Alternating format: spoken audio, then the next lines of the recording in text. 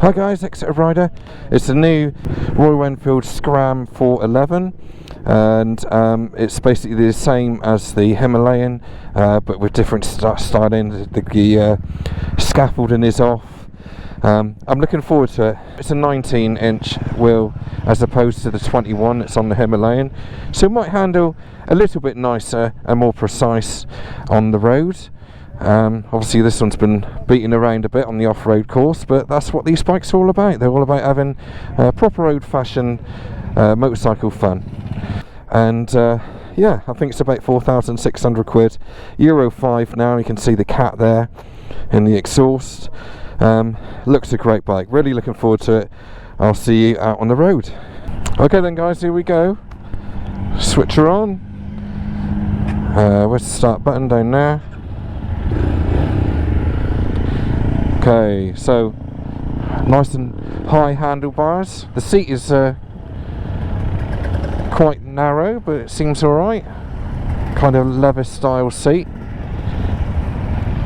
It's basically a Himalayan at the end of the day, isn't it? Same thing, just different styling. Okay, here we are on the course, getting ready to go.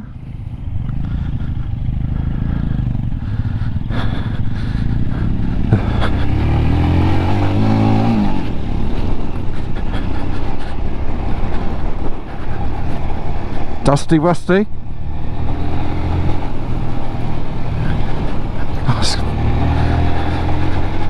Nice amount of power.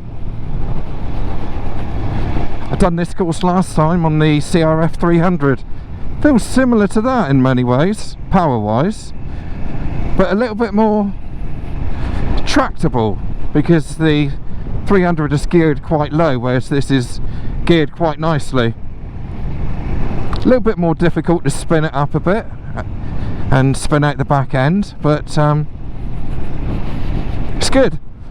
When I'm stood up on the pegs, I've got a nice reach on the bars. That being said, I do have to bring my legs out quite wide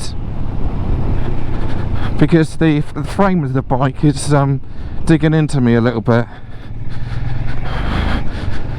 What more do you want for an off-roader though, eh? Nothing is the answer to that. It's good fun.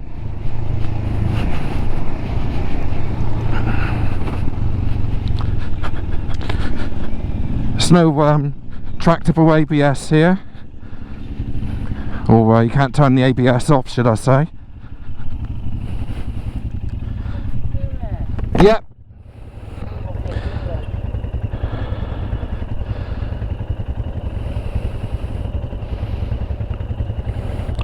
Sat on the bike, the handlebars are at a nice height, nice width as well. You definitely feel that you've got a 17-inch wheel. The chap in front there runs a shop in Derbyshire. What's that? Yeah. And my local shop is CMS in Exeter. That'll supply these for around just over 4.5 grand or so, something like that. Yeah, I'm good to go. And for that price, you get a really good all-rounder little workhorse of a bike.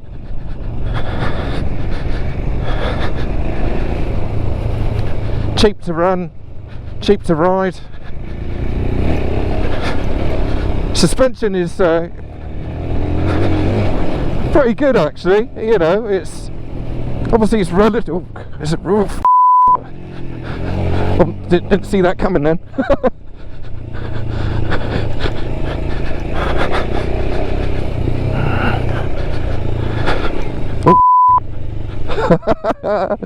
Language.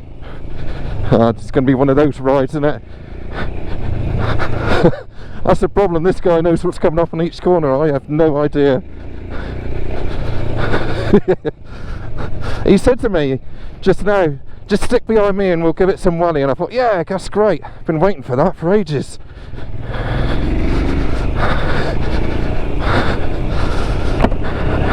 And off he goes, totally outskilling me. Of course he would. Probably been round this course about 1,000 times.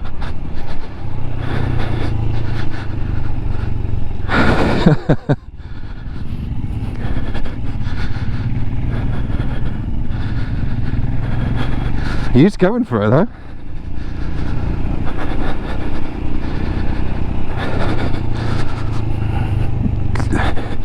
Yeah, so as you know, with all Royal Enfields, you pay your money, and the value that you get out of these bikes far exceeds what value you will get from any other bike.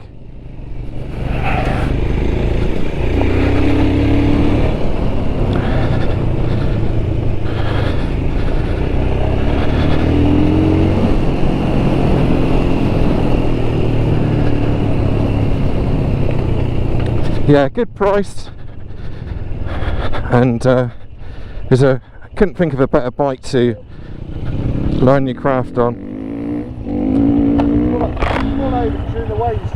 Oh, okay. Oh, me?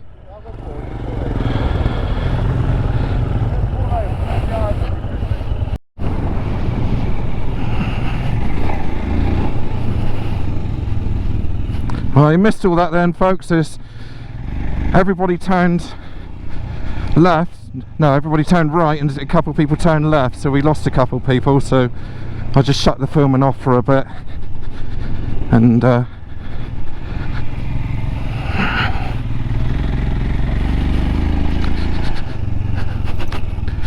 there's all grassy field stuff. Came here last year on the CRF 300, so it's familiar territory.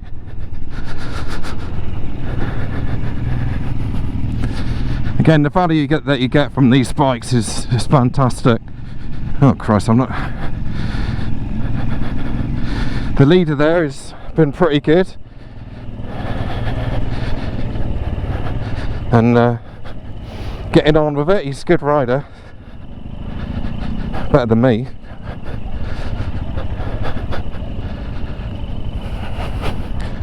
And now we're stuck behind a sidecar.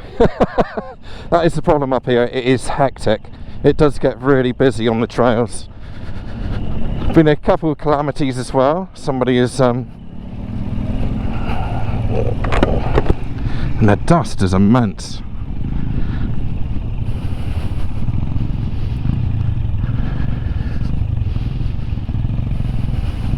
Slow speed manoeuvrability is just as you would expect. It's pretty good.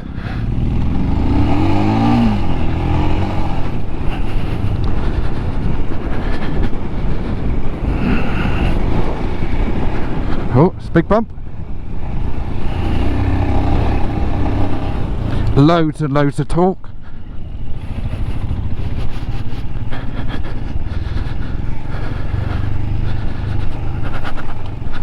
I guess these might be the standard tyres, 50/50s, in which case they're doing a cracking job for an amateur off-roader.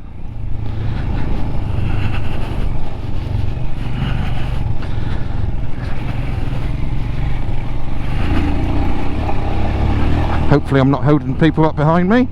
I'm certainly not looking in my mirrors to see if I am or not. Oh.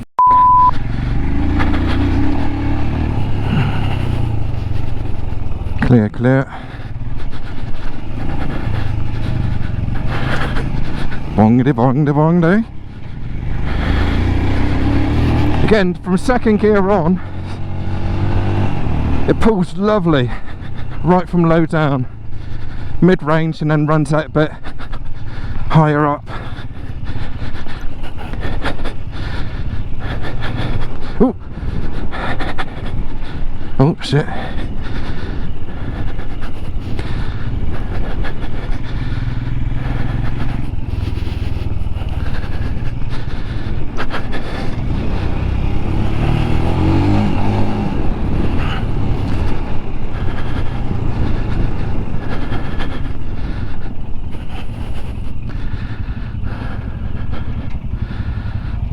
Bunch on TNTs, but they're good fun off-road.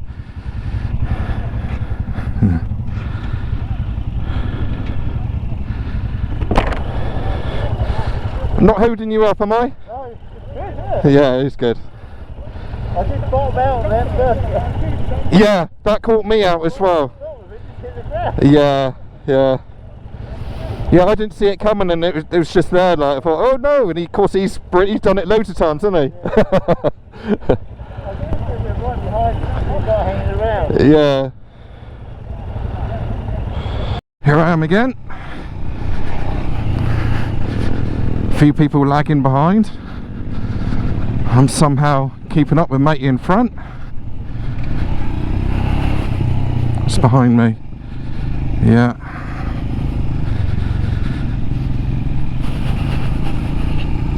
How does this differ to the Himalayan? To be honest, it kind of feels the same. I personally find it a little bit more positive on the front end. Because obviously with a 21-inch front they have their bonuses, but also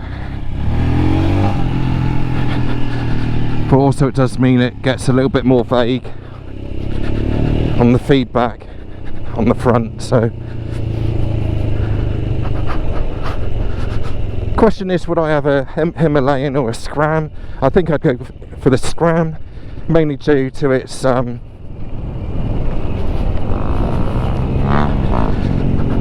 obviously 17-inch wheel, which is mainly road riding that I do, and it'll give me a chance to do the odd lane here and there. Go out with Mr. Dave in Saddlebag 73 out on a ride. Maybe Noob as well. Good on, mate. He's going to go for it. Yeah, off we go.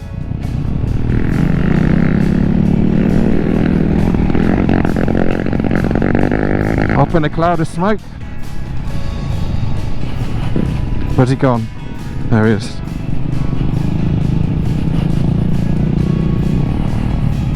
What's behind me? A load of Scrams, which is good.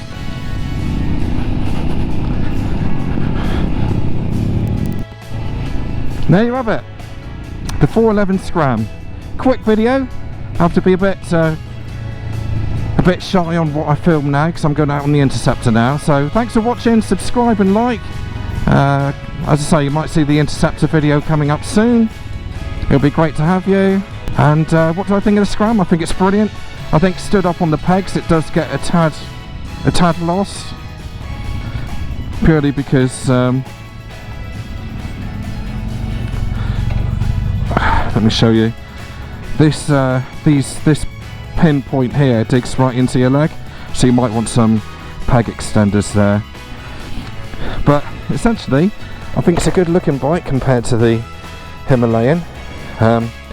Be great as a general workhorse, and then do a couple of lanes at the weekend. Those tyres are surprisingly good for off-road. They dug in surprisingly well. I wasn't expecting them to do that well, and they've done alright there. Obviously it's a dry day. It's a good bike for 4,600 quid. Yeah, I recommend it for sure. So get to your local dealer. My dealer is CMS in Exeter. Find your local dealer and see what you think. Have a sit on it. Loads of, well, I say loads, there's a lot of enough low-end torque, and it's geared quite nicely as well to make the most of that torque, so you're not, chopping up and down the gears all the time. Very good. Thanks a lot. Cheers guys. See you next week. Like and subscribe for a bit more of this. Thanks. Bye.